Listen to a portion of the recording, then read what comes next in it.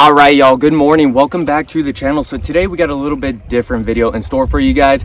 We are out at a desert lake and we're going to be talking about the 3 baits that you are going to need to be able to come out. Doesn't matter if you're in a boat, kayak, or even you are a bank angler, and come out to these lakes in Arizona and catch yourselves a few fish.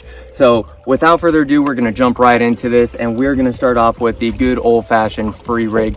We cannot complain about the free rig. It is always going to catch you fish and always going to get you bites. What you are going to need to start off with is just a basic little teardrop weight, just like that. You always want the one with the ring so you can slide your main line straight through that little tiny ring. You want to have anywhere from a 3/0 EWG all the way up to a 5/0 EWG, just depending on the style of bait that you're going to be using. In today's video, we're going to be using primarily craws, so we're going with the BC Bug by Fat Pack Baits. This is a 3.8-inch craw. It'll be linked down below. All new bait from Fat Pack Baits, by the way, but we're going to be setting this up real fast. I got it on my Akuma tournament concept rod, my Hakai bait casting reel, 7:3:1 gear ratio, and I got it on 15-pound fluorocarbon. Very, very simple. So you got your line right here, you got your weight. All you're gonna do is thread that line straight through that little ring slit right there.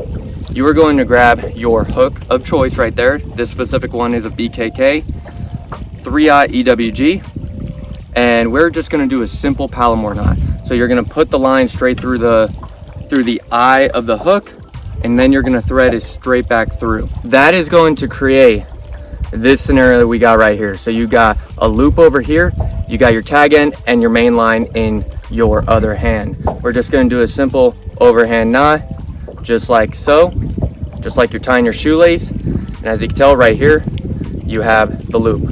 You're going to put that hook through the loop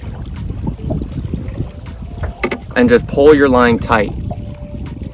One key is, you can see that little tiny loop right there. You want that loop to sit right on top of the knot. There's times where that loop will actually go and sit below the knot, and when you set the hook on a fish, a lot of times that line will dig up into the knot, and that's how you can snap your line on big fish or just fish in general. And just like that, you're gonna grab your bait of choice. Like I said, we got that watermelon red BC Bug from Fat Pack Baits. We're just going to thread that sucker straight through like so. Just a little bit of a tag end like that. Pull it all the way through, feed it up to the top, and then we are going to just puncture it straight through that lower portion of the bait like so, and it's just going to sit beautifully right there. You can have the hook exposed or Texposed. You can punch back in. I always like to punch back into the bait a little bit just so that you don't hang up. Great thing is about the free rig, when you bounce this thing on the bottom, it's actually going to separate the bait from the lead or tungsten, whichever one you're using, and then you have this like kind of free flowing line. Makes that bait look super natural in the water column. So that is always a great go-to to come out, catch fish. Like I said, bank fishing, kayak fishing, boat fishing, doesn't matter, you'll be able to get on fish. Number 2, we're going to be going with the Nico Rig. Again, the natural brown craw, same exact bait. We're going craw style today. The Nico Rig is super cool. All you need is a little tiny little Nico weight right there. This specific one, because I'm going to be fishing a little bit deeper today, it's going to be 1/8 ounce, and you're just going to push that straight into the top of the bait like so, until it feeds into the bait, and you're gonna have it just like that. Gonna have a size 1. This is a VMC Nico Rig hook right here, and we're gonna do the same exact thing. I always like to put the Nico Rigs on my spinning rod, and again, when it comes to the rod and reel, 7.2 medium light action Akuma tournament concept rod with that Helios SX reel by Akuma as well. Super sick reel, and I got a 10-pound braid to a 6-pound fluorocarbon leader. Same exact thing. We're going to do that same exact Palomar knot on this sucker. Tie this sucker up real fast. Make sure that that top loop lands perfectly flush on top of that knot. There we go. So you got your little Nico Rig hook right there. Now you're going to grab your bait that has that little tungsten, or you could go with lead. Little Nico Rig weight right there.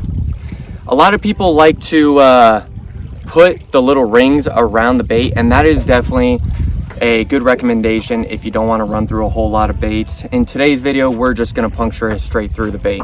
So all I'm going to do is right where we put that weight, we're going to go right at the top portion of it, and we're just going to puncture it just like so, just like that. So when this sinks down to the bottom, it's going to sit straight up like this, and those little appendages are just going to be standing up in the water column in almost like a defense mode, and that's going to tick off the bass, and that is going to get us some nibblers without a doubt.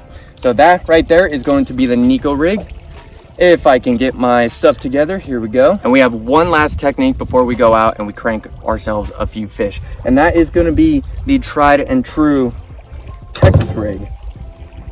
So on this sucker, my setup is going to be a medium heavy 7-foot Okuma Saros rod with 15-pound fluorocarbon and my Okuma X Series bait casting reel. We're gonna keep this extremely simple. I do have a bobber stopper on there.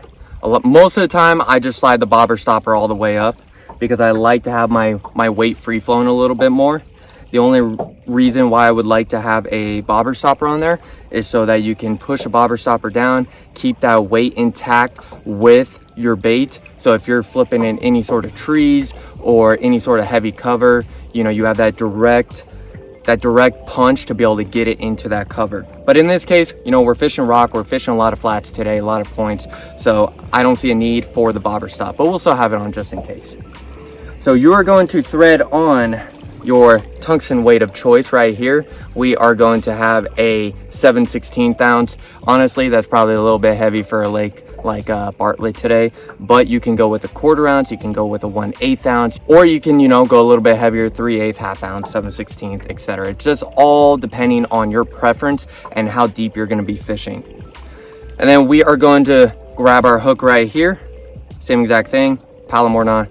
I always tie it, it's, you know, go-to knot. The only other knot that I'll tie is a Snell knot, but that's not for today's video, that is for another time. And right there, that is going to be our Texas rig. So you're going to have your hook right there, you're going to have your tungsten weight, lead weight right above, just like that. You know, a lot of you guys are going to be like, dude, why are you throwing a flipping hook with your Texas rig?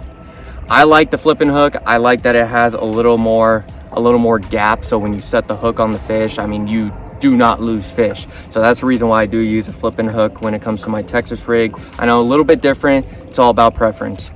Again, normal green pumpkin black flake BC bug by Fat Pack Baits. We're gonna thread that sucker straight through, just like so, just like we did with that free rig, and then we're gonna punch that through like so. We got our Texas rig right there. Super tight, super compact little bait. Flip it up in all the rocks, flip it up in any sort of heavy structure, and those are going to be our techniques today, guys. We're going to go and we're going to catch a fish on each and every one of these techniques to show you guys that they work, and then we might have an extra one for later. But in the meantime, let's get out there, let's go crank a few fish, and let's go have ourselves a day.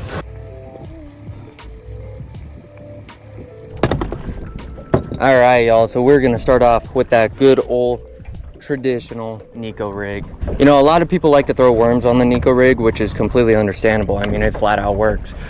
But I always like to, you know, give the fish a little bit something different, something they don't see too often. I don't think that they see a Nico rig craw very often. And don't shy away from actually throwing it literally on the bank. There's so many times where I've thrown the bait right up on the bank and got bit in like 6 inches of water, even in this disgusting summer heat that we got here in Arizona.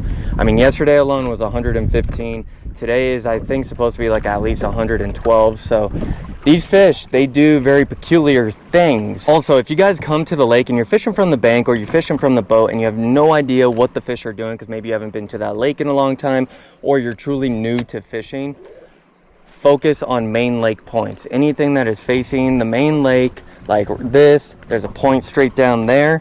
There are little inlet points right here that will hold fish as well. but points are always key. They will always hold fish all times of year, every single season.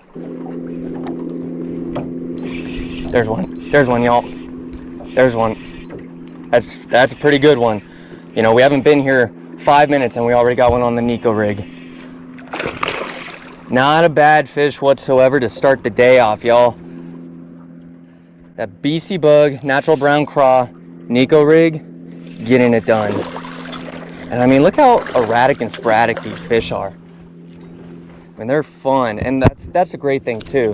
When you fish with a Nico Rig, you always get those perfect hook sets. I mean, just roof of the mouth, exactly what you want.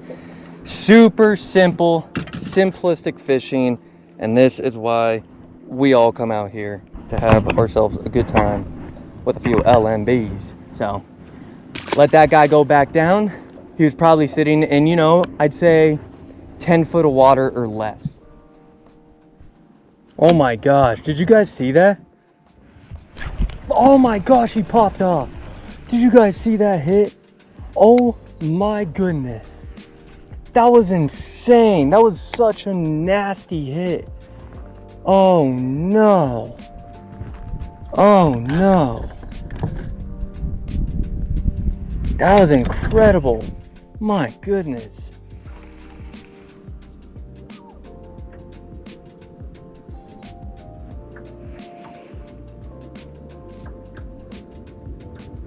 Feel like we got bit right there.